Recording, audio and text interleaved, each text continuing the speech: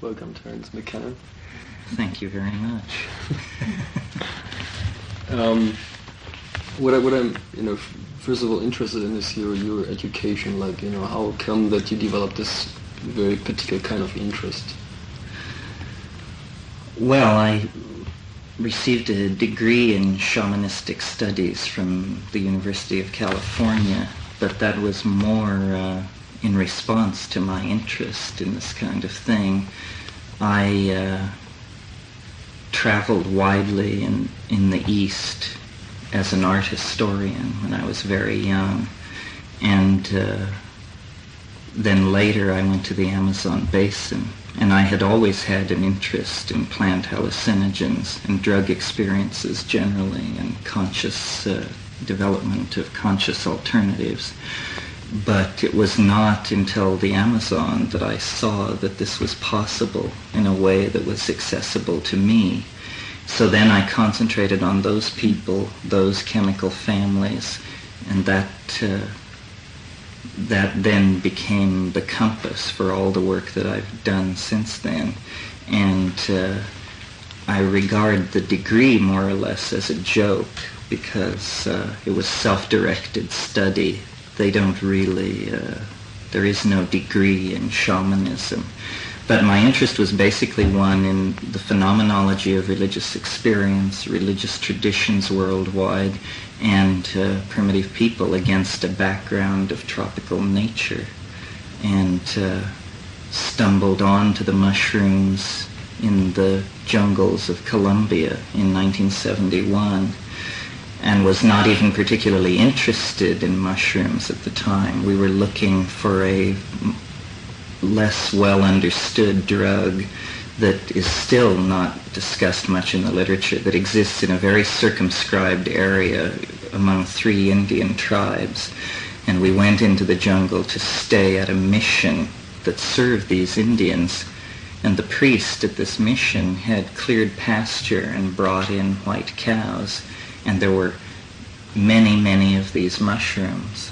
And as soon as we started experimenting with them, I realized that what I had been told about psilocybin, which was that it was analogous to LSD, but simply required a larger amount for the effect to be present, was a complete simplification of the issue.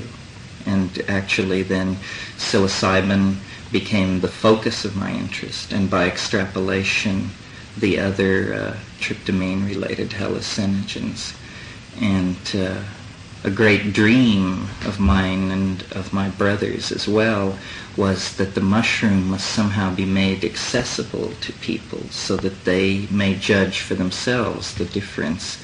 And we worked with this over a number of years, and in 1975 we succeeded in growing it by a method that had previously been used only in the laboratory on commercial grocery store mushrooms to study their genetics, but it turned out to be perfectly adapted for growing this mushroom. Within a matter of months, we had written Psilocybin, the Magic Mushroom Grower's Guide, and the information was moving out into society. But more important from our point of view was that the mushroom was again accessible to us, so that we had psilocybin in a form that was certified pure by Mother Nature. And that initiated the second phase of our work with these drugs, which has carried us up to the present day. And it's basically a project of taking the drugs, calling attention to the differences, the uniqueness of the state, and trying to attract other people's attention to it, because we have a very deep intuition of its importance for the cultural predicament for mankind generally. And this is how we come to where we are today, basically. You just mentioned that the mushroom is really important for our culture right now, and you perceive yourself as an advocate to bring into our culture a new element, like an easy way to reach altered states of consciousness. What can we learn from these experiences?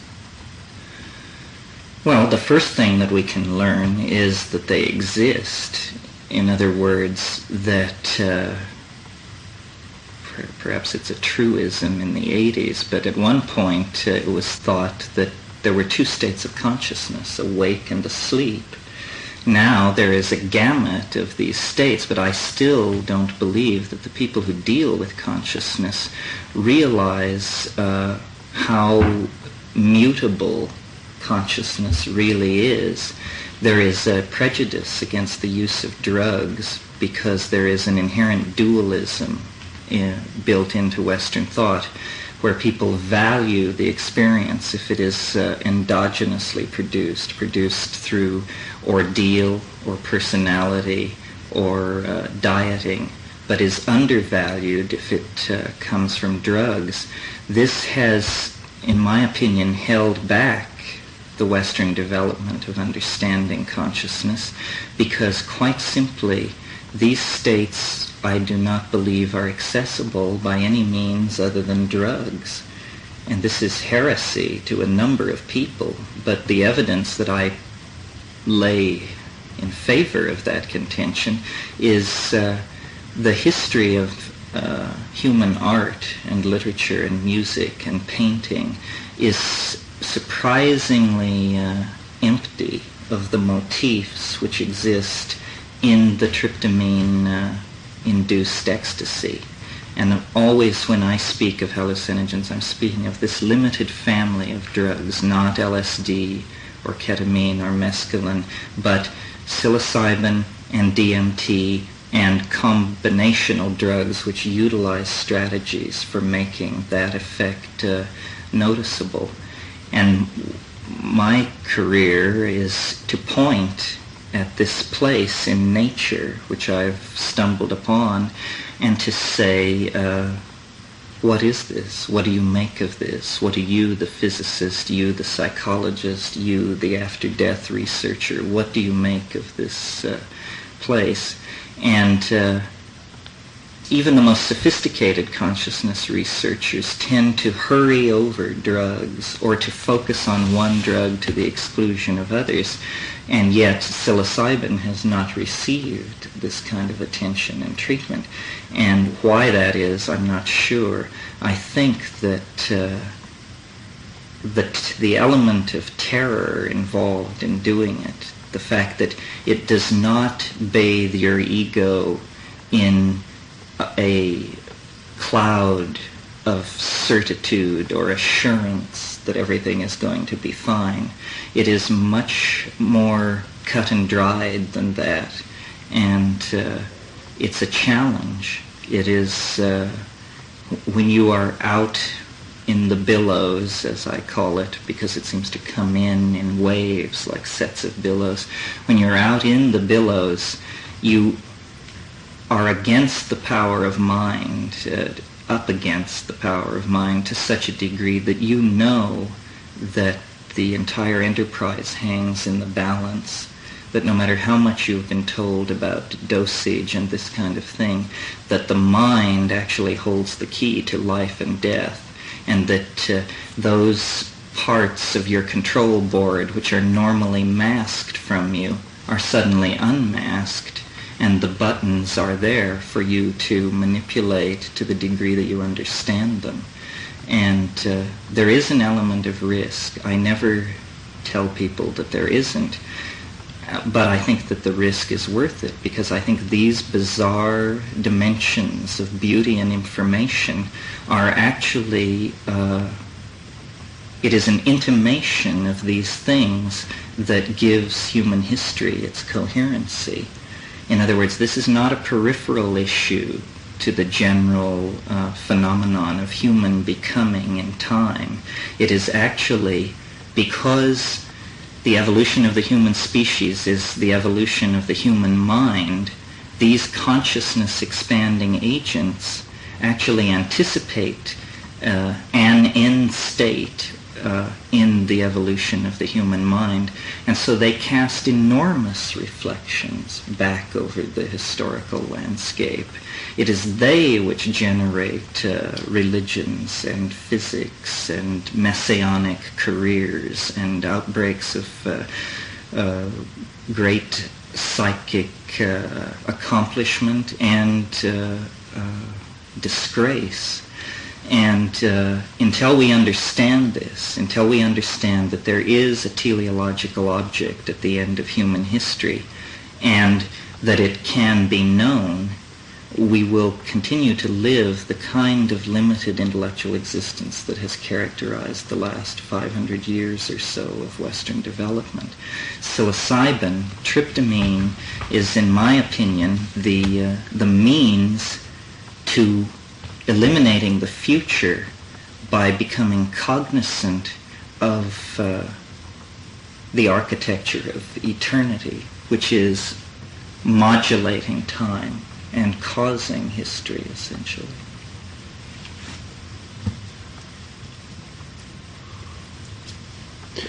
How do you perceive in this context the future of mankind and the human mind?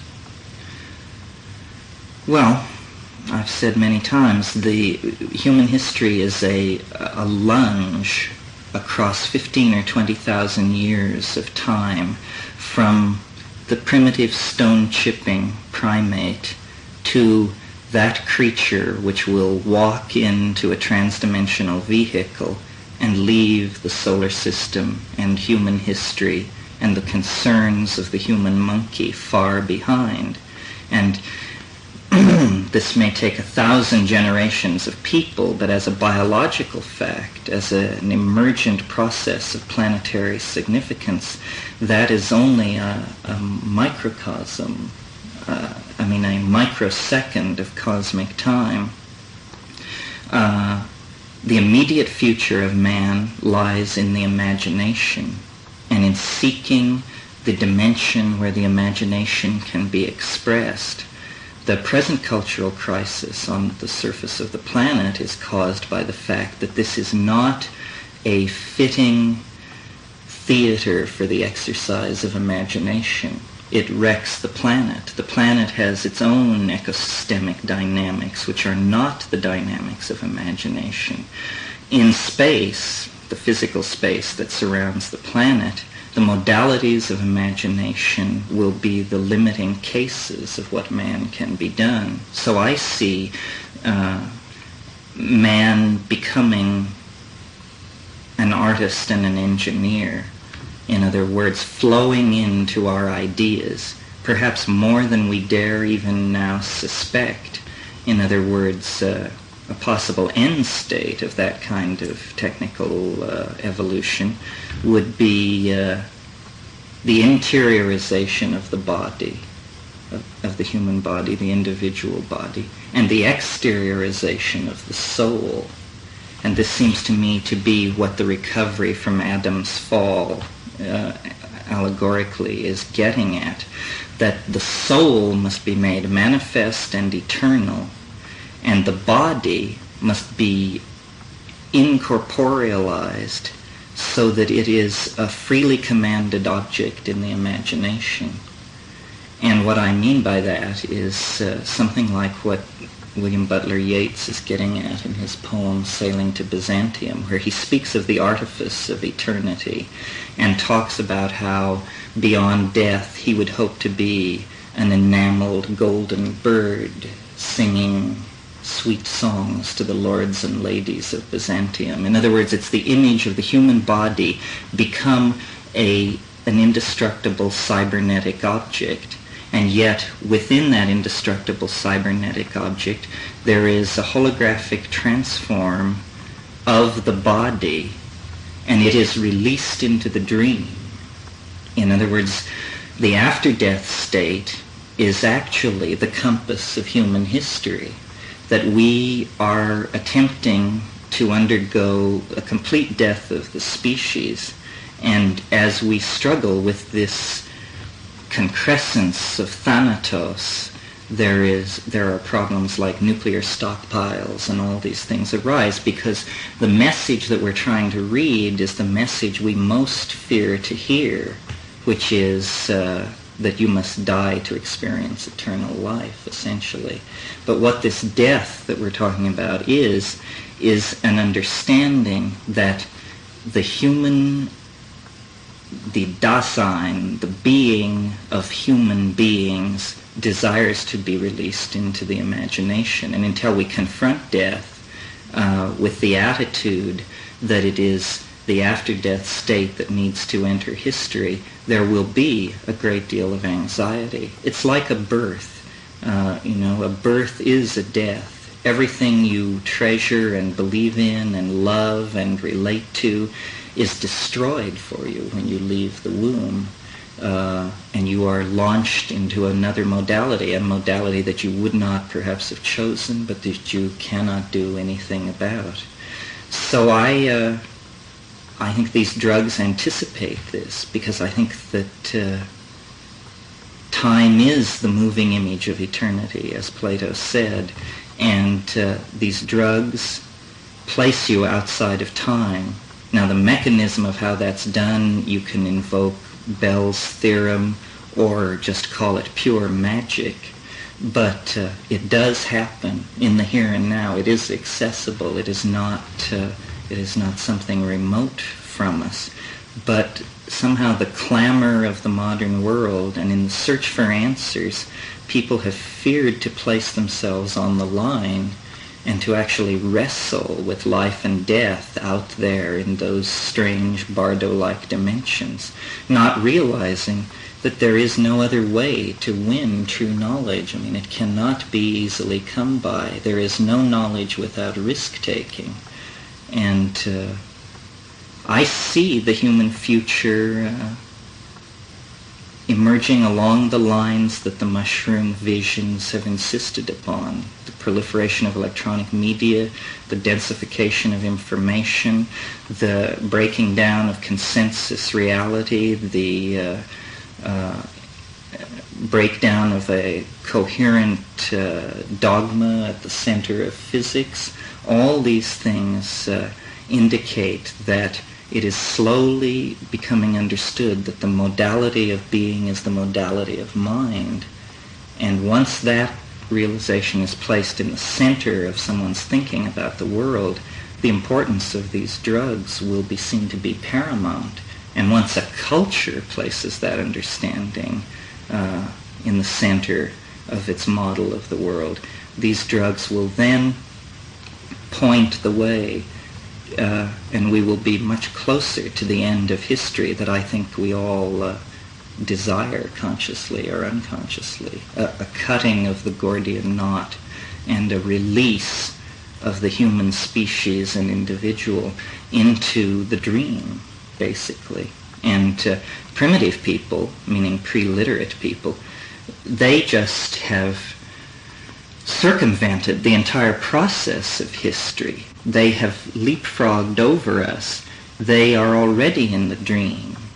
They have accepted the drug on its own terms and assimilated it and live with it. The problem with that, for them and for us, is that we are destroying their world, and our intellectual equipment is such that we can never have that naive epistemological approach to these phenomena, because we know about techne. We know that energy can be manipulated to achieve effects, and so it isn't enough for us to try to recreate the shamanism of pre-literate people. We have to go into the shaman space with the a priori categories of Kant, with the eidetic reduction of Wittgenstein, with the ideas of Merleau-Ponty and Whitehead.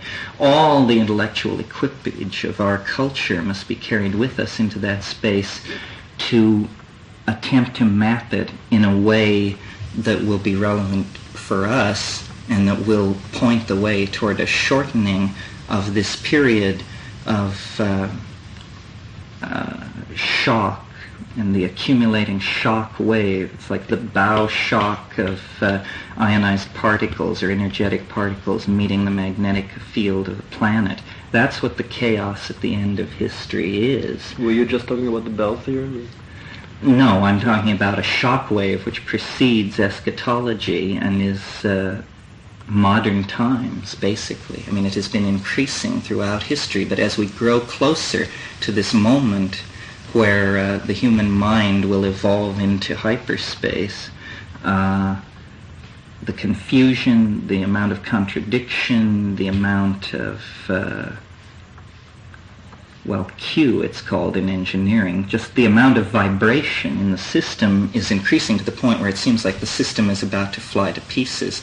This signals to me that the onset of the primal crisis, that when we have gone through it, we will then live in this realm of altered understanding that psilocybin and these drugs anticipate. And it isn't a coincidence that they anticipate them. It is, in fact, what eschatological time is what they reveal. That's why the cultures we find using them are eschatological and historical cultures. What is the Bell theorem you were talking about? Well, the Bell theorem is simply an interpretation of an experiment in quantum mechanics which seemed to suggest that information is non-local. In other words, that everything about everywhere can be known here and now, because somehow all information is cotangent to every point in the matrix. I don't pretend to have the background to judge the Bell theorem. What I would say about it is, if it isn't true, something like it must be true to account for the informational content of these drug experiences. If you just take a simple behaviorist model, what is in your head, if behaviorists and reductionist evolutionists are correct, what is in your head should be very adapted to the here and now. It should be efficacious information that bears on your survival. Instead, what we find when we take these drugs is a density of information, an alienness of information, an inapplicability of information to the human condition that suggests that information is available that has no bearing on the life of the individual or his the success of his evolutionary strategy. And I just cannot believe that these things are built into the human psyche. I have, as I say, I was involved with Jungian ideas, and those archetypes and those archetypal processes are not what I'm talking about. I'm talking about the thing which, for want of a better word, we call the alien or the extraterrestrial, the thing which comes out of the drug experience that is unenglishable, beautiful, but so bizarre that it seems to exceed human categories. Some people talk about entities. Yes, it can present itself as an entity. It can present itself in a number of different ways. It is the central mystery of our age. We are so alienated, or let me restart that. The relationship of intellectuals alive today who are familiar with the state of modern science and that sort of thing to a question like the existence of extraterrestrials is approximately in the same place or degree of closure as the relationship of 15th and 16th century intellectuals to the real properties of matter. In other words, they had only a tenuous grip on the real properties of matter, and consequently alchemy could exist, could project the hopes of human psychic transformation onto inert matter, because so little was known about the real nature of matter that it seemed a reasonable place to expect these kinds of things to happen. The present state of thought today is that it's highly likely that there are extraterrestrials somewhere out among the stars. Our the state of the development of our chemistry, astrophysics, linguistics, etc., makes it reasonable for us as moderns to expect that. So then consequently we go into our heads, and there seems to be the extraterrestrial. It may be a true extraterrestrial, but it is odd that it has hidden itself in the place where we expected to find it. And this causes me to assume that actually it's something far more profound than an extraterrestrial. It's something which, to gain our confidence, is disguised as an extraterrestrial, because its real nature is so much more devastating than that is the way in which it insinuates itself into our lives, so that we can dream of a hegemony of organized intelligence out in the galaxy that we will relate to and be assimilated into. What I think is going on is that actually the most intelligent life form on the planet is not man and his institutions. It is the overmind of the human species, which is a diffuse organism of technical artifacts like computers and information transfer and retrieval systems, and human beings. But human institutions are like myths woven by the individual human cells that make up society. The real controlling modality on the planet is never visible, and it is this group mind, and it controls the release of ideas into history by designating certain people as geniuses, and if there's a certain kind of imbalance, a certain kind of religion will arise to collapse that imbalance. If technical advancement is outstripping the evolution of ethics, a religion can step in to freeze these developments so that one can catch up with the other.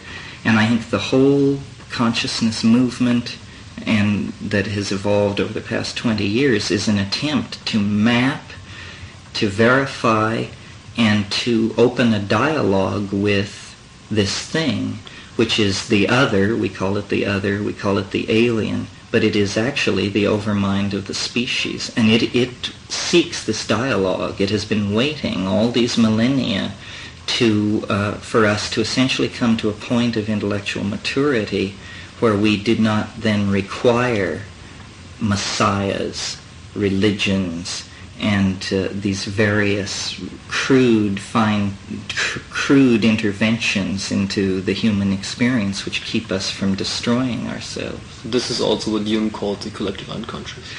Right, but he painted it as a very passive kind of thing, more like a data bank or a place where all myths and all memories were. I think of it as a God, a kind of God, and I think it is active in three-dimensional space. It can be active in something as personalistic and circumscribed as a string of coincidences which you experience, which seem to be turning your life in a certain direction that you may not have expected.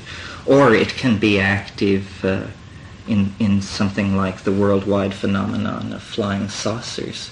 Flying saucers are nothing more than miracles, and they occur essentially to bedevil science, because science is a human institution that has arisen in the last 500 years that dreams of displacing the overmind without ever realizing that it exists. Science dreams of this place of preeminence, but science creates alienation, species survival problems, all of these things. Now then, the overmind, which can be thought of simply like a cultural thermostat, it clicks on when the clash of contradiction between the ethics of a society and some other institution, in this case science, becomes too great. this governing device clicks on, and it begins producing those events most destructive to the institution that is seeking preeminence, in this case science. So the inexplicability of the flying saucer phenomenon is its central reason for being. And all the effort to reduce it to something, metal ships from far away or anything else, is doomed to failure, because its very reason for being is to undermine those kind of ontological systems.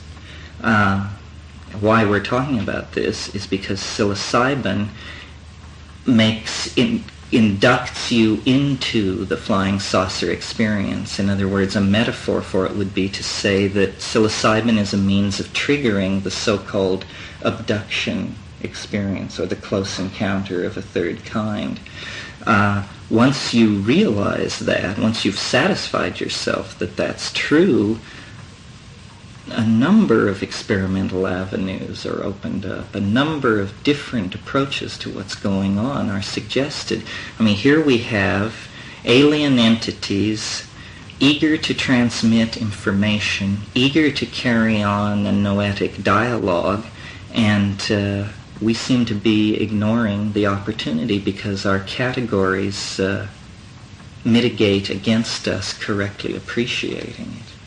Are these entities coming from outer space, or are they more part of us? It's impossible to tell. This is the game that you must play with them, is through dialogue, trying to figure out if this is the previously unseen human psyche, or whether it is actually a thing coming from the outside. And it is not an easy thing to decide, because we are so alienated from the self that we don't really know what it would be. So it's not important to know the context, it's more important to know the content. What they have. The content is very interesting, yes, because even if we were somehow to verify that Bell's non-locality theorem applied, and that these were real entities around a real sun somewhere in the universe, it would make them no more or less real. In other words, it's a hang-up to demand that they appear in three-dimensional space. I always, I have this hang-up, so I don't put it down. I always think of the Apostle Thomas, because you'll recall Thomas was not present when Christ returned when he rose from the grave. He appeared to the apostles in the upper room, and Thomas was not present. Then later he was there, and the apostles said, "Listen, the master was here, and it was wonderful." And he said, "You people have been smoking too many little brown cigarettes. That's preposterous." And at that point, Christ walked in, and he said, "Thomas, come put your hand into the wound so that you'll believe." And so he did, and so then he believed. Well, the moral of the story, as I read it, is Thomas was the doubter. Consequently, Thomas was the only one who was allowed to actually touch the resurrection body. It was because he doubted that he was vouchsafed this position of preeminence. And I'm like that. I mean, I would like to touch the incorporeal body. I would like to call the saucer down and observe all of its workings. But this is a spiritual aspiration that cannot be advanced by any human technique or activity. This is just something you pray for. In the meantime, the job is to map it and describe it and explore it and try to direct the attention of other people more intelligent than myself to this astonishing fact, really. I mean, I'm troubled by the fact that so many strange claims are made today, so many forms of aliens and channeling and voices in the head, that when I began all this 10 years ago, I was afraid to speak because I sounded mad, even to myself, and I sounded like a voice in the wilderness. Today, the situation has changed to the point where I can barely make myself heard amidst the clamor of people who have various entities from Atlantis and beyond the grave and Zeta Reticuli and what have you, clamoring to be heard. So I take it on faith, and I ask you to take it on faith, that I am somewhat more objective and somewhat more interested in hard facts than these other channelers. I would like people to take a look at this phenomenon and then tell me what they think. And it involves risk. People fear to do it. Careers are placed on the line. It is not easy to make a career out of taking a psychedelic drug. It is not a thing which mixes well with the politics of any institution, a university, a research institution, that kind of thing. Perhaps this is why shaman are the primary sources of information about it. Terry, are you a shaman? Are you an exploring shaman? I'm an exploring shaman. I wouldn't claim to be a shaman, but I think anybody who takes these things and goes out and tries to navigate through and make maps and bring back data is a shaman for sure. Do you want that everybody takes this drug, goes out and takes the drug? Or? No, I don't think so. I think it's very dangerous. I do not tell people that it's safe because I don't have the faith that it's safe. I know what the pharmacological literature says, and it says that it's safe, that at the doses where these effects occur, there can't possibly be a problem. But this seems to me to be the naivete of materialists, and we shouldn't be in a hurry to believe them, even though it might make us more comfortable to do so. In other words, it's saying, the drug may not be toxic, but you may be self-toxic, and you may discover this on the drug, in the drug experience. So you have to hone yourself and be clean, and you never know if you're clean enough until it's too late, because each journey into that dimension is a total existential commitment, and the element of fear is always there. I mentioned this morning, that I think the fear validates it. I think it's fine to take drugs for pleasure, but it should be labeled as taking drugs for pleasure.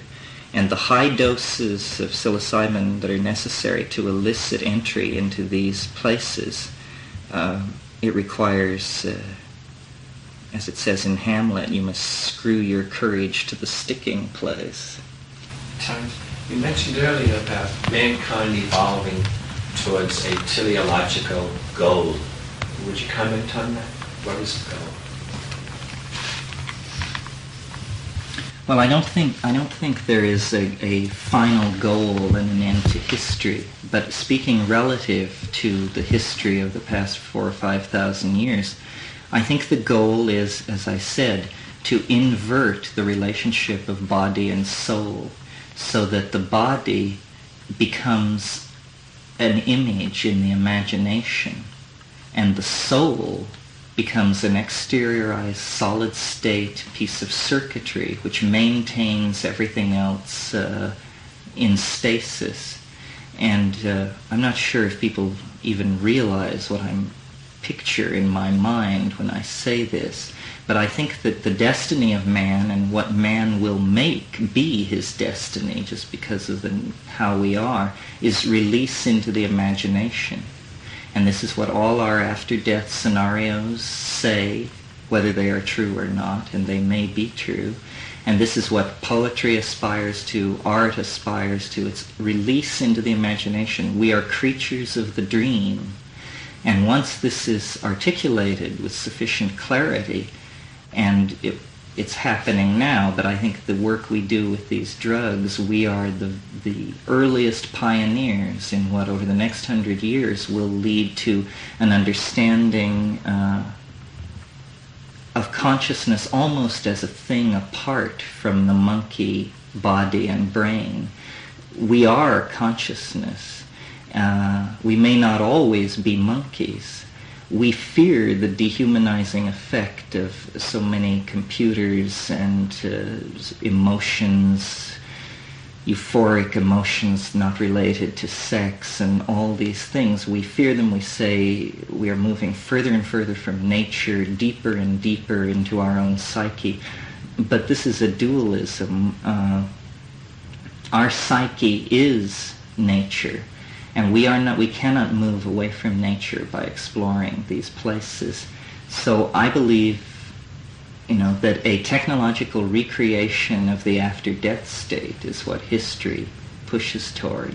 And that means a kind of eternal existence where there is an ocean of mind into which one can dissolve and reform from, but there is also the self related to the body image, but in the imagination, so that we each would become, in a sense, everyone.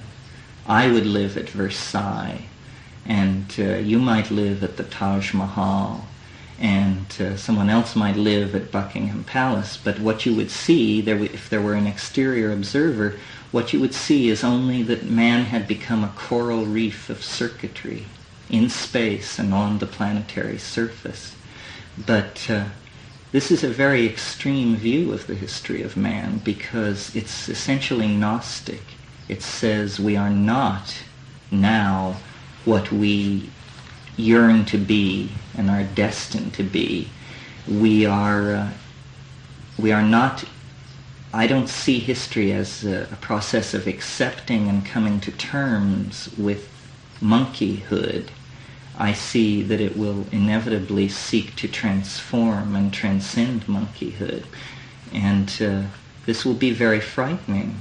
I mean, it's frightening. Imagine if even a 15th century person were to be in this room with us, and the value systems, the clash of assumptions about what is important and unimportant.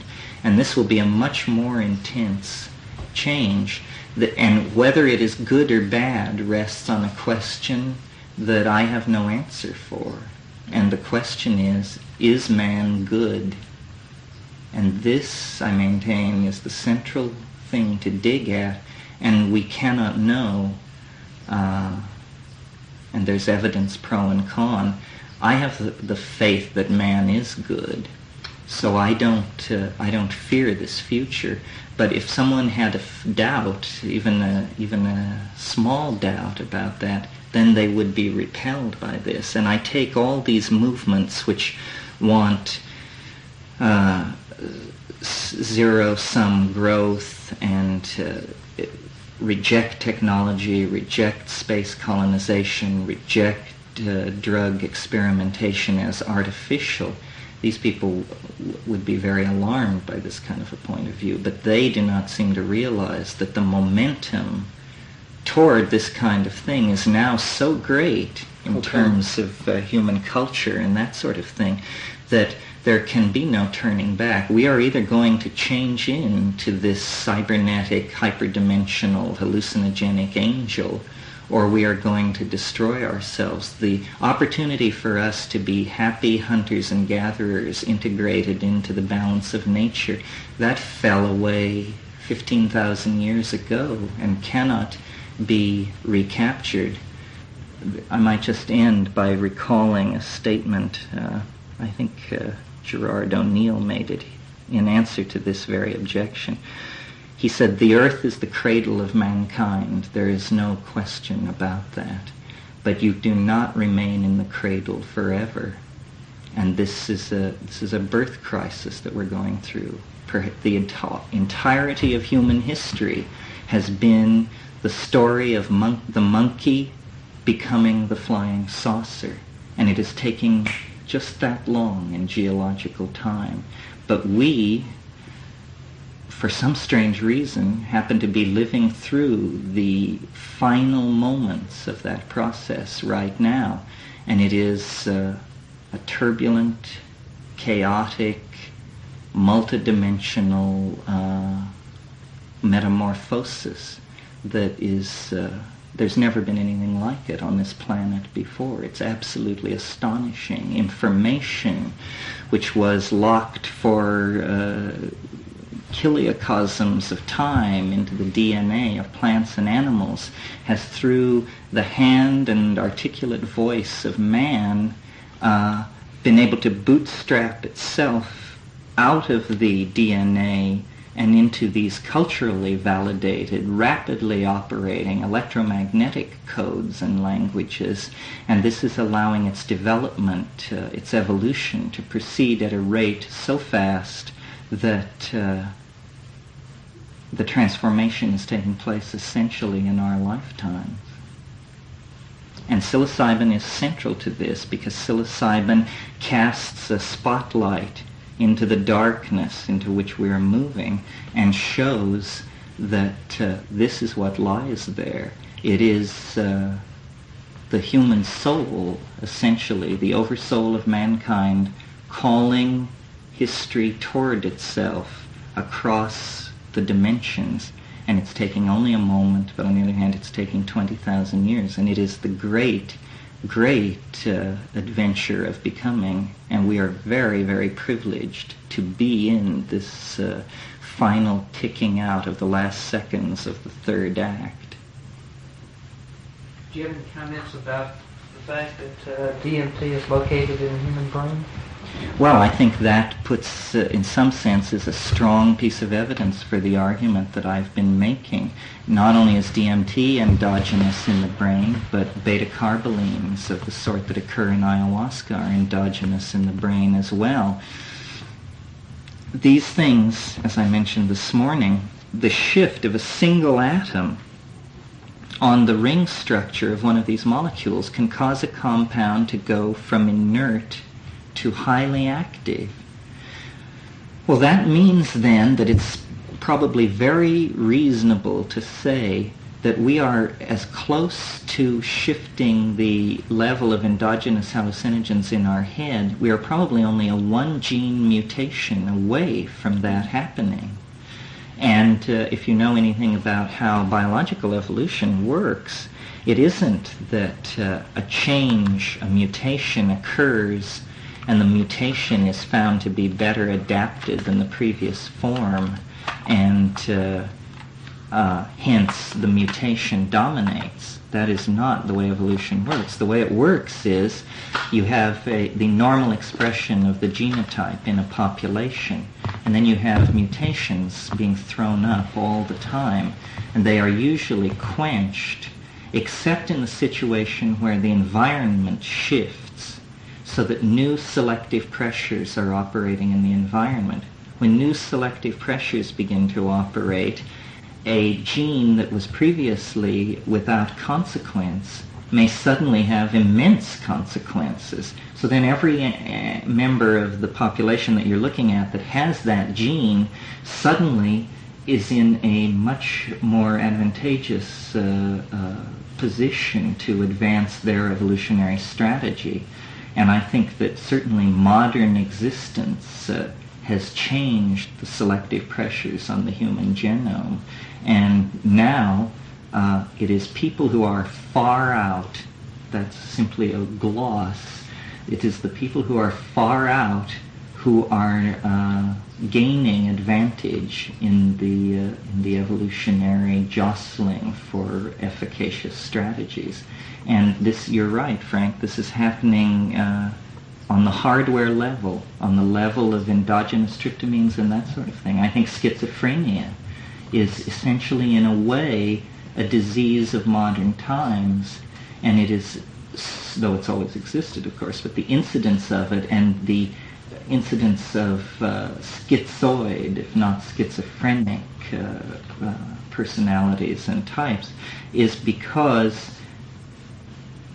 the modalities of evolutionary selection are shifting. It's as though if you think of a rainforest that has been above water 200 million years, all evolutionary niches have become occupied. Everything is at steady state. There is not going to be any dramatic radiation of a new species because everything has been worked out and the energy flows are so tight, nothing can gain a leg up on that situation. But if you clear 1,000 acres of forest and reduce it to rubble, essentially, open land, then what are called invader species come in there, and they very quickly gain dominance, where in the jungle, at steady state, you never see those plants. You never see weedy, annual, heavily seeding plants in the jungle. The jungle strategy is for enormous plants which produce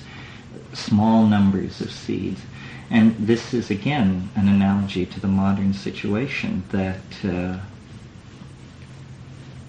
modernity is a desert, and we are jungle monkeys. And so new evolutionary selective pressures are coming to bear upon the human situation. New ideas are coming to the fore. Psilocybin is a selective filter for this. The wish to go to space is a selective filter for this. Just the wish to know your own mind is a selective filter for this. But this is part of the picture. This is what's happening. It's inevitable. It's a very good thing, I think, if you have faith that man is good. And I follow the Renaissance Platonists on that. I think man must be the measure of all things. What else could possibly serve with certainty? So that's all I would say about that. You stated earlier that psilocybin is coming from outer space, or that there's a possibility that this mushroom is... There's a possibility of that. Fred Hoyle and an associate of his have come to my aid on this, saying that spore-bearing life forms, because spores have the capacity to survive in the conditions of outer space, that spore-bearing life forms may, over truly large scales of time, percolate out through the galaxy and serve as a basis for the evolution of life on various planets, or insert themselves into already existing planetary ecologies and insert themselves there. On these matters of specific fact, like is the mushroom an extraterrestrial and that sort of thing, I haven't the faintest idea. The mushroom itself is such a mercurial, elusive, Zen sort of personality that I never believe a word it says. I simply entertain its notions and try and sort through them. And I found that to be the most enriching approach to it. To know that the option of believing that is there on hard evidence is very exhilarating. As to what is really going on, the mushroom assures me that I haven't got even the faintest grip on what is really going on. But something is going on. Okay. Can I ask another question? Maybe the last one. Sure. What do you think is evil? And can these mushrooms be misused? Well, I think anything can be misused. Most evil is trivial. And if I could speak off the top of my head, the only evil that associates itself with mushrooms is taking it but taking too little. In other words... Could you define evil? Evil is... well, there's a word I want. It isn't twiddle, but it's something like that. Evil is when you play at things, not in play in the Hindu cosmic sense, but where you fiddle with things, you muck with things because you don't want to get your feet wet. You want to be able to say you've done these things, but you never want to really place your validity on the line. And I am amazed at the number of people who who claim familiarity with psychedelic drugs, who when you actually question them closely, it's very clear that they had a sub-threshold dose.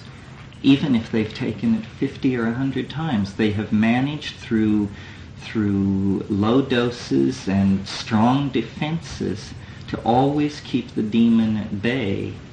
That's a demon with a D-A-I, to keep the demon at bay, and they don't know what they're talking about. You must take a sufficiently large dose so that you enter into these places. Not to knock him personally, because he's a very nice man, but as an example, Roland Fisher, whose work you may know, I talked to him, and he has given psilocybin, he says, to about 15,000 people at NIMH, and now he's retired to Majorca. But I met him recently. Oh, you did? Yeah. And I said to him, I said, Roland, what do you make of it? I mean, what do you make of it? And he said, well, make of what? And I said, well, what do you make just specifically of the hallucinations? You say you gave it to all these people, you took it 6 times. What happened when you closed your eyes and looked at the hallucinations? He said, I never closed my eyes. I was highly agitated throughout. And I just realized these things which seemed to me as natural as breathing just slide right past people. I mean, of course you do not eat for a few hours before you do it. Of course you lie down in darkness and compose your mind and look at the darkness behind your eyelids. And of course you invoke it through the wish to have it come to you. These are things as simple as they could be, yet here was a man with a lifelong professional involvement in it, published dozens of papers, has made contributions in the mapping of consciousness, but he could never just stop fidgeting long enough to see it. So my idea of that as evil is anything which trivializes a mystery would be evil. And since this is a mystery, any dismissing of it or constantly taking it at low doses for hedonic purposes, I mean, there's nothing wrong with that, but that's not the whole story, and nobody should think that that gives you a pedestal from which to speak about it. You really have to do these heroic amounts and integrate them. This is something I haven't even talked about in this interview, but these things are very state-bounded, a term which Roland Fisher, in fact, coined. That simply means that they're very hard to retain and remember what exactly happened at the peak of the flash, and you come down and you say, well, it was very strange, there was information, there were entities, but I just can't get back to it.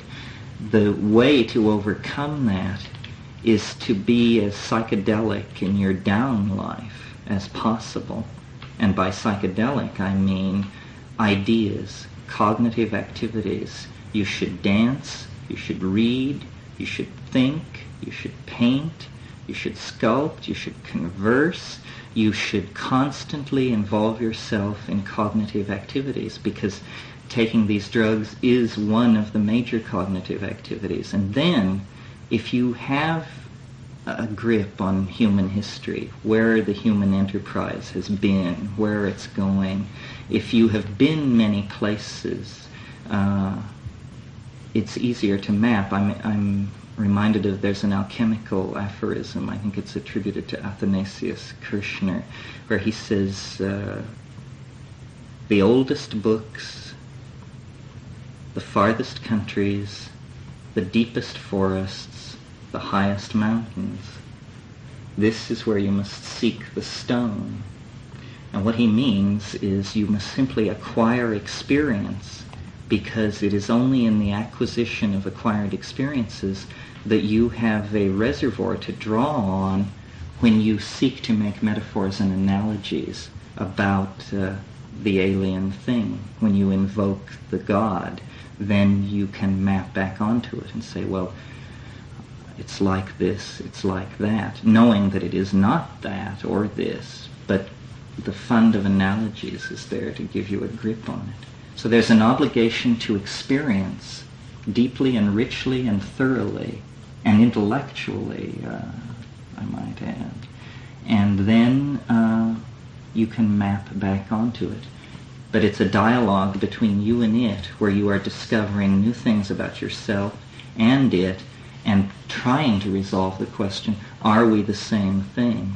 And I haven't resolved the question. My suspicions flow one way and then another way.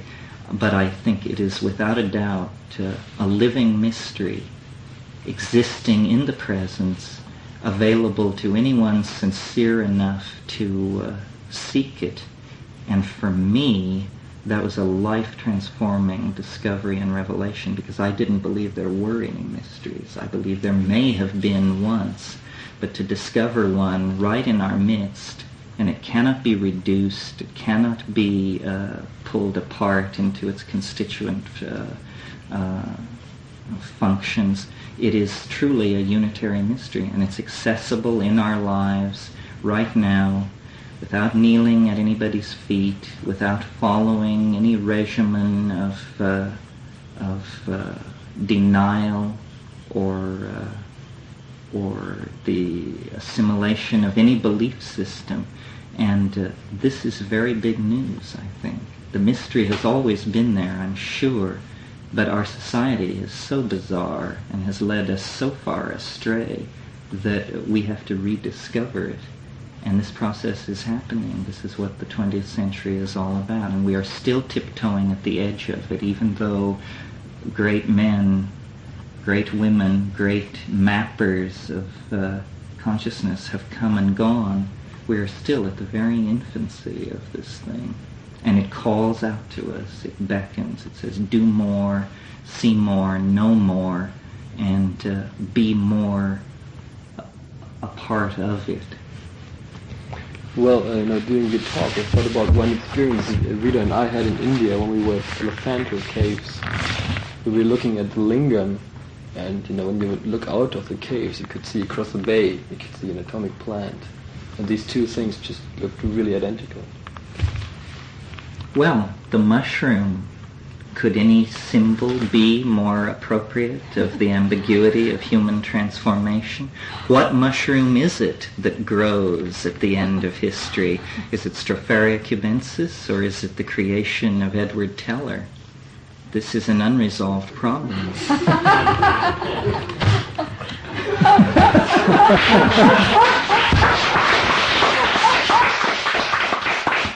What a group!